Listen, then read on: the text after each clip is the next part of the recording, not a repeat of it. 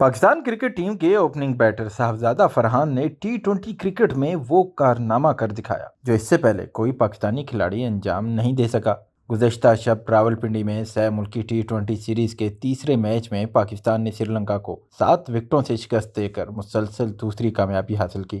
129 runs کا ہدف پاکستان نے صرف 15.3 اوورز میں حاصل کیا، اور اس کامیابی میں سب سے نمایاں کردار رہا صاحبزادہ فرحان کی شاندار بیٹنگ کا۔ انہوں نے صرف 45 گیندوں پر 80 رنز کی برق رفتار اننگز کھیلی، جس میں 6 چوکے اور 5 شاندار چھکے شامل تھے۔ اسی اننگز کے دوران انہوں نے ایک تاریخی سنگ میل عبور کیا۔ صاحبزادہ فرحان ٹی20 کیلنڈر ایئر میں 100 چھکے لگانے والے پہلے پاکستانی بلے باز بن گئے۔ اس سے پہلے کوئی پاکستانی کھلاڑی یہ کارنامہ انجام نہیں دے سکا تھا۔ فرحان اب تک پاکستان کی جانب سے 32 ٹی20 انٹرنیشنل میچز میں 45 چھکے لگا چکے ہیں، جبکہ مجموعی طور پر 141 ٹی20 میچز میں ان کے چھکوں کی تعداد 194 ہو چکی ہے۔ کرکٹ شائقین کے مطابق یہ کارکردگی نہ صرف سیریز کے لیے اہم ہے، بلکہ اس بات کا واضح ثبوت ہے کہ پاکستان نے ٹی20 فارمیٹ میں ایک نیا پاور ہٹر حاصل کر لیا ہے۔